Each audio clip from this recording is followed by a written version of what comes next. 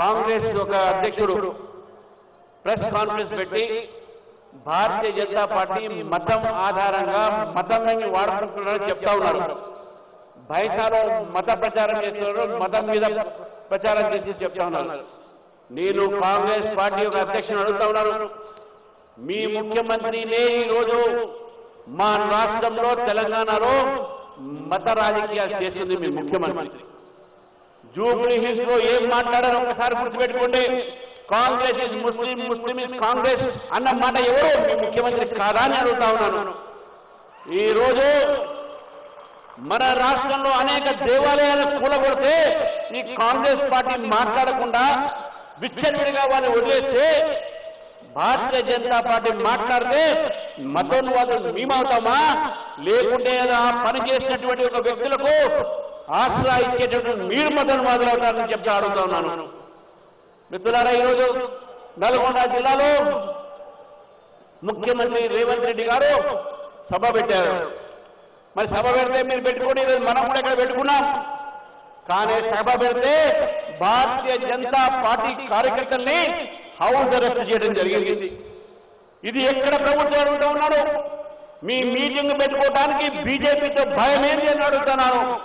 BJP అంటే కాంగ్రెస్ కు భయం అనే విషయాన్ని తెలుసుకోవాలి మిత్రులారా మీరు.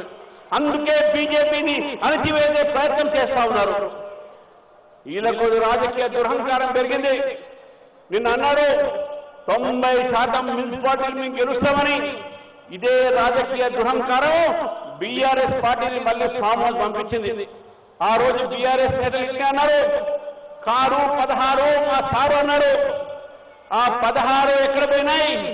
8 బీజేపీ గెలిచింది, 8 కాంగ్రెస్ గెలిచింది, 1 బస్సెస్ గెలిచింది. మీకు వచ్చింది గుండు 0 కదా బీఆర్ఎస్ అడుగుతా ఉన్నారు. 2 ఎమ్మెల్సీలు, టీచర్స్ ఎమ్మెల్సీ, గ్రాడ్యుయేట్ ఎమ్మెల్సీ తెలంగాణలో జరిగితే బీజేపీ గెలిచింది. బీఆర్ఎస్ కు క్యాండిడేట్ లేరు. కాంగ్రెస్ పార్టీ చిత్తుగా ఓడించింది మన క్యాండిడేట్ అనే విషయాన్ని కూడా మనం గుర్తుపెట్టుకోవాలి మిత్రులారా.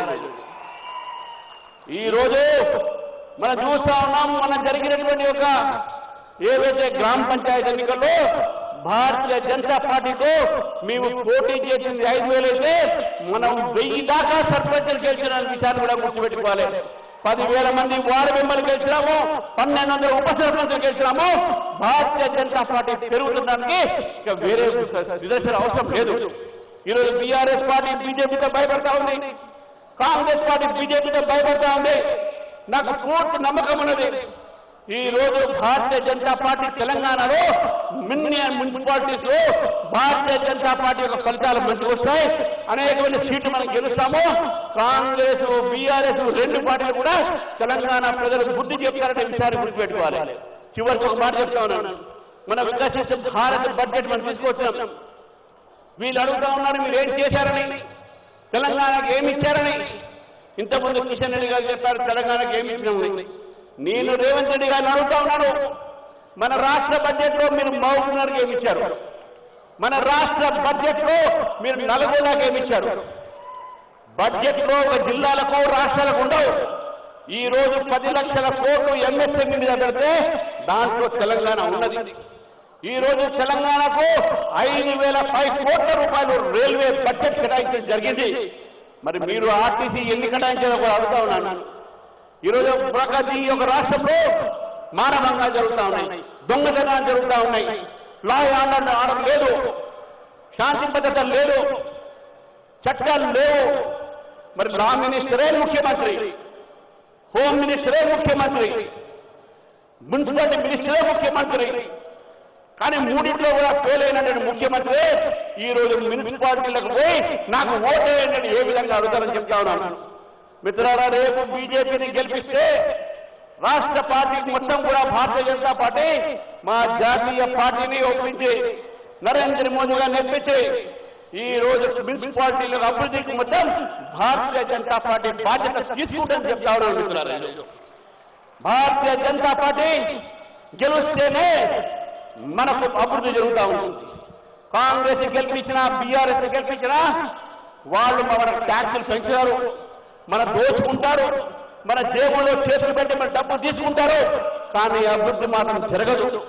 కాబట్టి ఒక అవకాశం ఇవ్వండి, గతంలో బీఆర్ఎస్ అవకాశం ఇచ్చారు, కాంగ్రెస్ అవకాశం ఇచ్చారు, ఈసారి బీజేపీకి అవకాశం ఇవ్వాలని చెప్పేసి కూడా తెలంగాణ ప్రాంత ప్రజలకు, ముఖ్యంగా మహబూబ్ నగర్ జిల్లాలో ఈ రోజు మంది కార్యకర్తలు ఉన్నారు. వాళ్ళందరూ కూడా కోరుతున్నారు, ప్రజల దగ్గర వెళ్ళండి, బీజేపీని గెలిపించాల్సిందిగా వారిని అడగండి.